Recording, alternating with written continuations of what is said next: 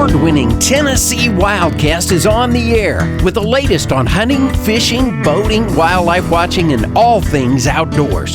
Make welcome your host, drummer and outdoor expert novice, Jason Harmon. All right. Hello, everybody, and welcome to this edition of Tennessee Wildcast. Hey, we're glad you're tuning in. Thanks for watching. We're going to have an exciting show for you today. Don King is helping me co-host once again. Yes, sir, Jason. Thanks for the invite. I appreciate it. Shuffling the cards around the poker table here. Yeah, that's right. And we're dealing in Katie Van Slyke. She's with us today. If you don't know her, I'm surprised because she's all over Instagram. Exactly. And has 335 followers. So that's crazy. Wait a minute, 335,000. That's right. I'm sorry. Yes, thank you for correcting me. I had 335 written down because I knew that K was supposed to be at the end. We're just used to that. We're just used to that. Yeah. But you see a 3-digit number in front of a K, you're like, wow, on Instagram. It's crazy. Exactly. Well, we have like 23,000 followers for the agency, and seeing that big number is crazy. So anyway, we're glad you're here. Well, thank you for inviting me. I'm really excited to sit here and talk with y'all. Yeah. So she's an outdoorsman. She loves to ride horses. She's a social media influencer. Loves to sing. So we're going to hit on all these topics today. That's great. That's great. Well-rounded. Yeah. And she's from right here in Nolensville, Tennessee, just down the road from the office. So about 15 minutes from here. So that's great. Very convenient. It was nice getting here and not having to leave an hour early. So right. Yeah. So I noticed you were on social last night saying, I'm going to be on Wildcast. We appreciate the plug. And, I had like a face mask on and everything. I was like, they're going to see me in person. Got to look good. Yeah, she's not afraid to be out in front of the camera, makeup or no makeup, right? Yeah, try to be as authentic as possible. So yeah, it's awesome. Well, tell us about yourself. Where can folks find you? And then just a little bit of background. Then we'll get into some of the outdoors and other things. Yeah, so I live in Nolensville, as you said, and I have grown up on a farm, riding horses, hunting my entire life. And, just getting married, like to sing. I love makeup. Some people don't like that I like to kill bucks with makeup on. But, I like to be my girly self, and also I love outdoors. So I just like to do a little bit of both. Yeah, it's nothing wrong with working those two things together. So you grew up hunting and fishing, and that was the main topic I wanted to talk about today. Was a woman like you in the outdoors could be a great influence on kids and on other women that want to do the same thing. And I just wanted to try to I want to learn about who introduced you to the outdoors, how you got started, and then we'll branch out a little bit from there. So both my parents have always had a love for the outdoors. My mom has actually killed the biggest buck out of all of us. There you go. She killed a 164.5 off of our property, and but my daddy, it was definitely me and my daddy's thing. Horses were my mom's thing. They actually met barrel racing, but he kind of went more into the hunting direction with me. So I can remember being 3 years old in a ground blind with my dad, and he'd fake pretend to sleep and let me watch. And I've watched him kill turkeys and deer and go fishing with him, and that's just been my whole life. That was our thing. Yeah, that's cool. So. And you're no stranger to the woods. We'll show some photos while we're talking, but and make sure you go listen. If you're listening, make sure you go watch. Yeah. This is a good show to tune in. But you're no stranger to the woods now. You're out there by yourself and with your fiance now. Yes. And I'm sure you still hunt with your dad some. We don't get to hunt together as much as we would like to. He killed a buck this year for the first time in 6 years, I think. Okay. He's just more into his cows and stuff these days. He goes and kills a doe and everything, but he's really picky with his bucks. So this year he decided to do one on Thanksgiving. But it's definitely by myself or with Jonathan, my fiance, these days. Neat. Cool. Yeah. So how would you encourage women like yourself to get outside, and what would you say the next step would be for somebody who's interested in getting outdoors and enjoying the life of hunting and fishing and that kind of thing? I was very fortunate to grow up with a family who both hunted, going out with both my parents, and having my dad to mentor me and to get me into it early enough to where I didn't have any fears of it, and where I didn't have really any second guessing myself about things. I killed my first year when I was 10, and so I think if you're getting into it just without anybody in your family or any friends to direct you, I would think find a mentorship program in your area. Go to NWTF, go to consumer shows, talk to people, make friends on social media who have the same interests as you. Find someone in person that will go with you, and you have someone there to physically support you in your new journey of the outdoors because, it can be a little nerve-wracking out there, especially if you don't know what to expect. So learn from multiple people. Everyone has something to give you. Even if you don't agree with everything, someone's got a little bit of knowledge they can pass on to you. So find someone that you trust and, let them guide you. Mm-hmm. There are a lot of mentors that come from our Hunter Ed programs, too. Gotcha. And did you take a Hunter Ed class? I did. Like in Nolensville or so I can't honestly, it was 15 years ago, so I don't honestly remember. My daddy, my mom, my Nana, and me all went and did it together. Family deal. Yeah, we all went and did it together. My dad had already, done it 30 years beforehand, but he decided that we all needed to go do it together, and he needed a refresher. Yeah, so nothing wrong with that. It's a good family activity. It really is. Yeah. Yeah. But a lot of times at those gatherings, while you're taking breaks and stuff at those Hunter Ed classes, a lot of times you can connect with people at those areas. Some of the instructors too are good at picking up the mentor role and taking young hunters, or at least directing you in the direction you need to go. Exactly. For sure. Yep. Yeah. You talked about how it can be intimidating for some folks. It's not just sitting in a tree or sitting on the ground and being ready to shoot. There's a lot that goes into hunting, and even after you harvest a deer, what's the next steps and things like that. How would you encourage, or what have you learned, I guess, over your time in hunting, the different steps it takes, and what do you think about that? How would you? I've just learned that you never know everything. There was always going to be something new that gets thrown at you. And then when I shot my first deer at 10, my dad made me help field dress it. He didn't make me do the whole thing, but 10-year-old little girl, he didn't want to scare me away from it, but he still made me get my hands dirty. He never gave me gloves. Like, he just made me get in there and do little pieces of it. So, nowadays, if it's super cold and I don't want to, I'm like, Jonathan, you're way faster than me at it. But there's been a few, there's times when we have time and I see my dad and Jonathan and our buddies standing over there and I'm sitting there skinning the deer on the pole and everything. Yeah, and so, we had a picture, I think, of you in a locker or something. That's at our house, yeah. Hey guys, a little help here would be appreciated. Yeah, right? Sometimes they're like, I'm like, what's wrong with this picture? But it's funny, and so shooting the deer is the smallest portion of hunting. And I think that's the main thing, is that you have to learn that there's so much that goes into even just getting out to the deer stand. And then there's a whole lot of work that goes after it, whether you're going to process it yourself, whether you're going to take it off, whether you're doing all the skinning yourself or you have to pack it out from somewhere. There's just so much that goes into it. So I think it's great that you're not afraid to get in there and get your hands dirty.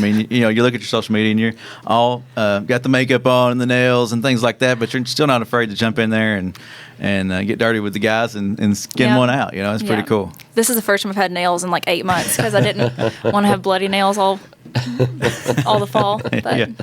Yeah. Here's a picture of you. I guess that's your fiance. Yes, that's Jonathan. Jonathan, and y'all are turkey hunting. I guess maybe that last year, a couple years ago. That was opening day last year. Yeah. That's awesome to double like that. Yeah, we had some friends down from Pennsylvania, and they both got turkeys too that day, and then they both got second ones the next day too. So that was really, really exciting. I think mine was the first bird of the day, and then Jonathan's was the last, I believe. So it was a fun day. That's cool.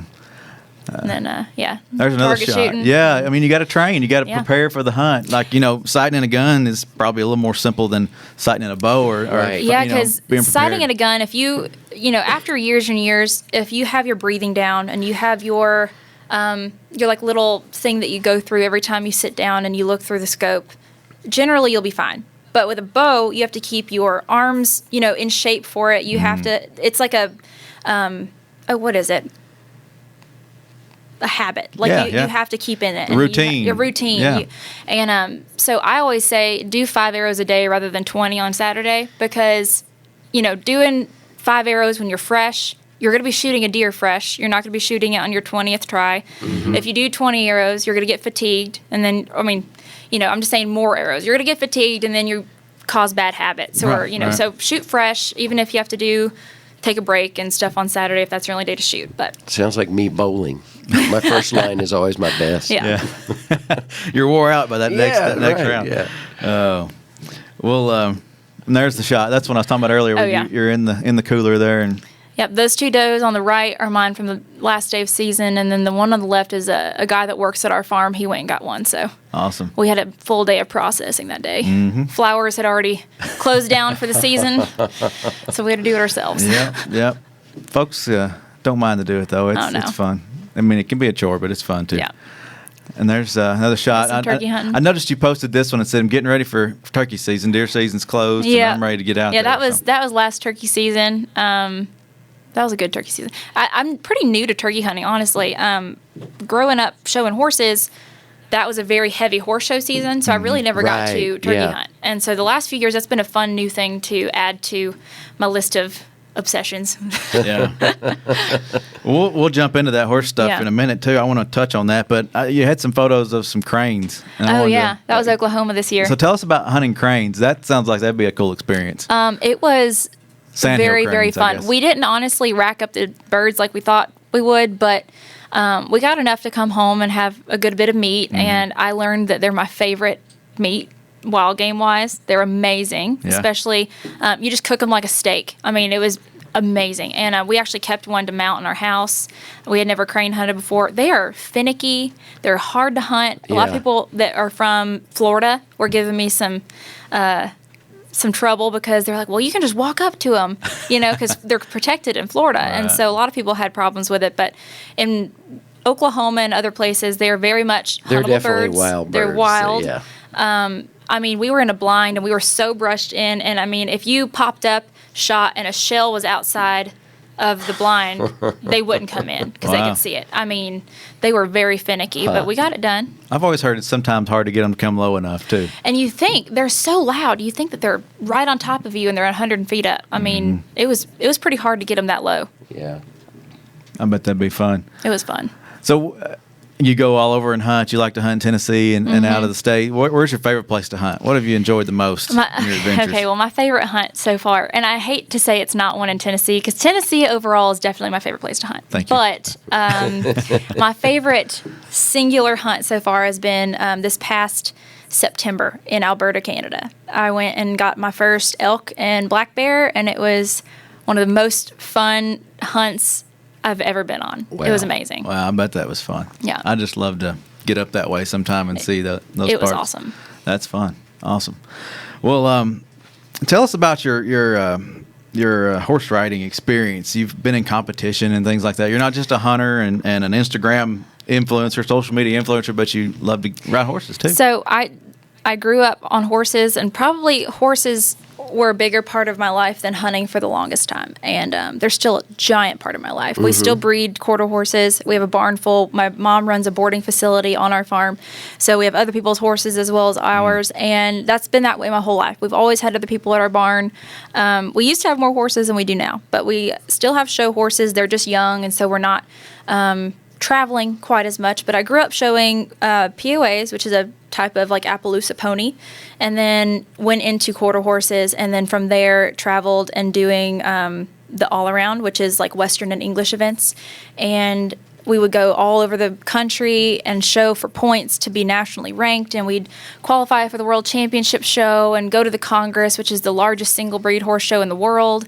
And that was a very large part of my life, which, I mean, you kind of have to make that your entire life when you're on that level. So it was a very, very large part of my life for 20 years. I bet it was fun though. It's it's something not everybody fact, I won my first do. state championship when I was 4. So I've been riding my whole life. Yeah. So it's in your blood. You can't get rid of it. You'll be doing it forever. Forever. So you like to sing a little bit. I mean, you've seen some of your Instagram videos, YouTube videos. Have you ever done it professionally? No. I've been spoiled because we have a friend who plays downtown all the time. His name's Rylan Fowler, and he's a fiddle player, and he's been he's toured all over everywhere. And so he plays downtown pretty often, and he lets me up on stage sometimes. So that's like I get my little fill of being on stage in front of people, and then I don't do it again for a while. But he spoils me. He plays guitar for me all the time, and we'll make little videos and everything. But, it's definitely not something that I've done professionally. It's always been a hobby. Well, when we were, I heard that there might even be an original song or two, maybe about the outdoors. Yeah, I've got a bow hunting song that I wrote in a stand during the first velvet season. Jonathan has a video where he was zooming in on my fingers. I was sitting on my phone typing it so fast because I was walking out to the stand and I got an idea. And I'm the type of songwriter where I can't just sit down and write. I have to write it when it just like pops in my head. Sure. So that morning, walked out and it came to me. So I sat in that stand and wrote it and then got down at lunch and sang it and then kept working on it that whole day. And then, so it's called Leave Me Alone. And I hope to, leave me alone in the woods, you know? But I hope to make an EP at some point. I've got 2 hunting songs and a couple other songs, but neat. That'd just be for fun. I mean, she dabbles in everything. Look forward to hearing those. Yeah, that would be awesome. I was just thinking as you were talking, you're in the field a lot. You're doing these live Instagram videos and the stories and things like that. Didn't you come across a deer that had been in a fence or something like that hung up here recently this year? Was it this year or last year?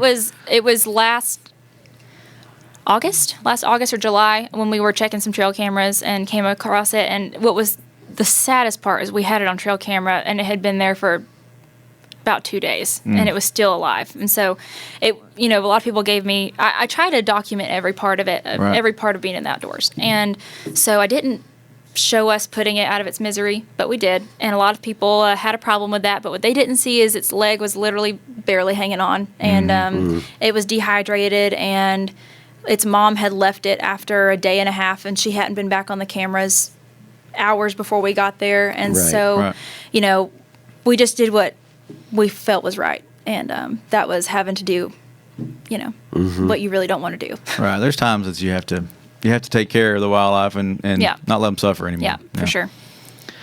Yeah. Well, tell us about how you got into the Instagram thing. I think that's really cool. You've grown this audience, 335,000 followers, and I'm just curious, what is it like being in front of so many folks every day? So I'm pretty used to it now. It was a little surreal at first. It was very by accident that it happened. I never in a million years thought of doing that. I didn't know that people, I didn't keep up with influencers. This was almost 3 years ago. And I posted a picture. It was very just generic. I was just like on the farm and a few accounts reposted it and got like an influx of about 2,000 followers in a week, and I was like, what is happening? And so the next couple pictures I posted, they kept getting reposted other places, and then that was back before Instagram had a weird algorithm, and I was on the Explore page all the time, so it gained from April 27th to my birthday, which is June 6th, I had 20,000 followers, and then from that to the end of September, I had 50, and then to mid-November, I had 100, and then the next April, I had 200, and then the next November, I had 300, and it slowed down for sure, but it very much happened very quickly. Kind of compound interest. Yeah. Just keeps doubling. It happened really, really quickly, so. And so have you found it to be a great avenue for you to share your life with folks? Do you enjoy doing that? Yeah, I love it. It took me a minute to find a balance of not being on my phone too much, of not having to document everything, of not obsessing over like having pictures out, and because at that point it gets to where at first I didn't even know what was happening, and then I got to where I was posting kind of scheduled, and so it took me a while. I've found a really good balance now where I'm not on my phone all the time. I'm not annoying everyone with having to take pictures all the time, but it's been very fun. It's a good avenue to share my faith. It's a good avenue to get women in the outdoors, to kind of take the stigma away from girls in the outdoors, because there's a lot of guys who have a problem with it for some reason. So there's a lot of guys who are so supportive, who a lot of dads I get messages from saying, thank you, my little girl wants to go hunting with me now. And that warms my heart. It makes all the hate comments worth it. But there's a lot of guys who, if you have a slightest bit of makeup on, if you do anything that they deem as not right, they are going to let you know it, and they are not going to be the nicest about it. So that's tough sometimes, but the girls who message me, the dads who message me, the people who let me know that I was the one who made them go buy a bow, or that's great. It makes it worth it. Yeah, 100%. I think that's awesome. And then you're at these shows, and talking probably with these kids. The parents are bringing the kids through and things like that. That's cool too. You were at the ATA show here recently. And 2 years ago, I had a dad chase me down with his daughter on FaceTime, and she was in school, and she left her classroom to talk to me for a minute. It was so cute, but yeah, it's great. You've met a lot of people. We had a photo. I'm not sure if we've passed it yet or not, but you and a country artist or songwriter in the Megan woods. Patrick. Yeah, she came over and hunted with me a little bit, and so is that an example? That's an example of how you've mentored. And she had hunted before, and she had killed a buck before, but she had never killed a deer in Tennessee, and I think that was her first doe. So we went out and got her a couple does. I have one stand that's like the doe mecca, and if someone wants to go get their first doe, that's just where you go. And it's just in the big middle of a big field, and there's hills all around. We have some food plots, so we went out there, and I think we saw 15 or 20 deer, and she picked out 2, and that's awesome. Got it done. So. I don't know, she's a little older, but it's still an example of how women can be mentors to girls and ladies and both. It's great.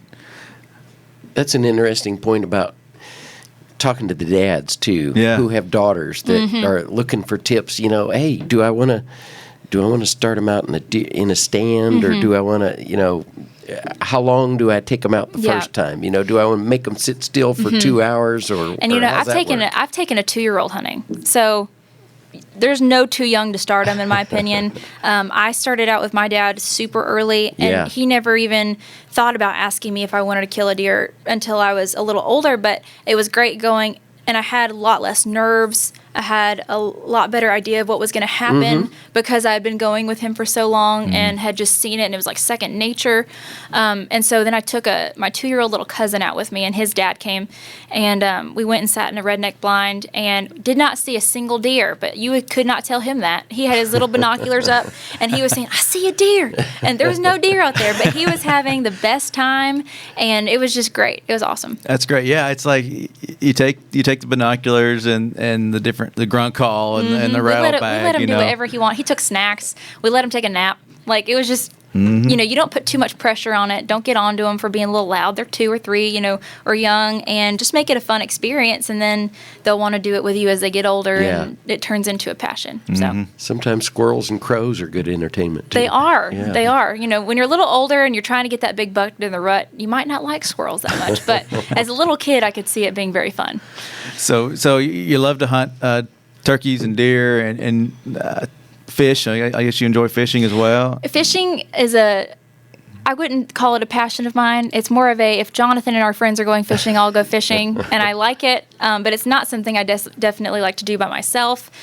We've gone on fishing trips, and I love fishing trips where all you do all day is fish. Like and charter and all that kind of stuff. Love doing that, but I would not call myself a diehard fisherman. I'm not knowledgeable on what bait to use for bass. I just go out and he gives me a pole, and I just do it to be with him, honestly. But it's definitely a fun thing to do, but it's not a passion like hunting is for me. Yeah. So. That's awesome. Well, trying to think what else we could hit on here today that we haven't already touched on. Tell folks where they can find you. That's one thing, and I want to make sure, not like you need any more followers, but I mean, I wouldn't mind them.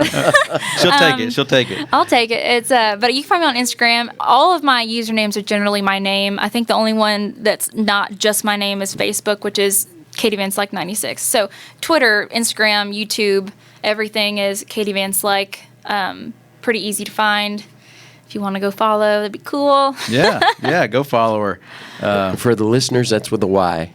Yeah, Katie and then VANSLYKE. Yep. Hey, it comes up pretty easy. I've typed Katie and it just pops up. Right. I think she's on the top of the list. You don't have to get too search, deep. yeah. Yeah. Well, let's one more time. I want you to encourage folks out there, ladies, kids, parents with young ladies that want to get outdoors. How would you encourage them to get out there? Make friends, go to events that you see that are local or something, and just find people who are like-minded like you to teach you.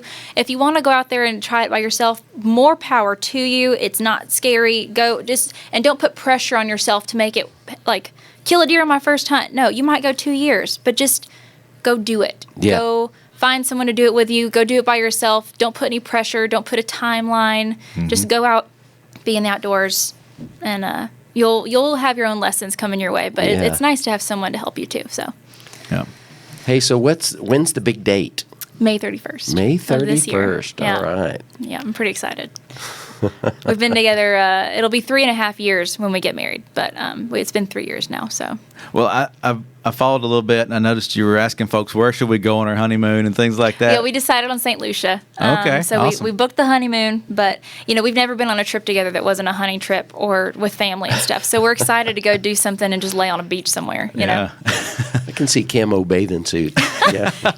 You say that all of his swim trunks are camo. So. Or they're cut off, right? No. Okay. Oh, that's great. Well, so how'd you guys meet? Well, we live in the same town. His parents back up to the back of my parents' property. He's older than I am, so we went to elementary school and church together, but I was his little brother's age. And so once we got older and I wasn't like the little kid in Nolensville anymore, we have mutual friends, and it just kind of just happened naturally. It just kind of happened, Well, that's cool. It was nice. Well, I want to kind of tease folks a little bit that Katie may come back. Yeah. That'd be cool. In a future episode. I've heard some pretty cool things that's going to be happening. We were talking about that mentoring thing, and I think she's got something in mind she'd like to share. Yeah. Not right now. A little bit later on. Yeah, not today. Not today. So we'll make sure tuned. to have you back and we'll talk more about that. Yeah. Maybe we'll highlight some of that stuff. I will come back anytime. I appreciate you coming on and being that mentor for young ladies and women. And well, I appreciate you having me and giving me another outlet to talk about it and, again, get more girls into it. And young folk in general, because, in this day and age, social media, video games, TV, I feel like it's a dying age of wanting to go hunting with your dad. So I'm hoping just to get young people in general into it. So Yeah. You mentioned the outdoor shows. And the reason, or your name came up from our good friend Barry Cross, who we work with, who saw you at NWTF, I think last year. Yeah. So said there was a line around the block waiting to talk to Katie. That's a great way to meet people and get introduced to things. Oh, yeah. Yeah. So, well, Katie, it's been fun. I appreciate you so much for being on. Thank you. And go visit her Instagram page, Katie Van Slyke, Slyke. Yeah. And visit our social media. Follow us on Twitter, Instagram. We're out there on Facebook as well, YouTube, all those places. So follow us. And we appreciate you tuning into this edition of Tennessee Wildcast. Thank you, Don. Yeah, you bet. Yeah. You bet. And see you next time. See you next time. Thanks for tuning in. Stay connected with TWRA by visiting our website at tnwildlife.org and follow us on Facebook, Twitter, and Instagram. Hey, it's all about Tennessee wildlife. It's what we do. Tennessee Wildcast will be on the air again next week. We'll see you then.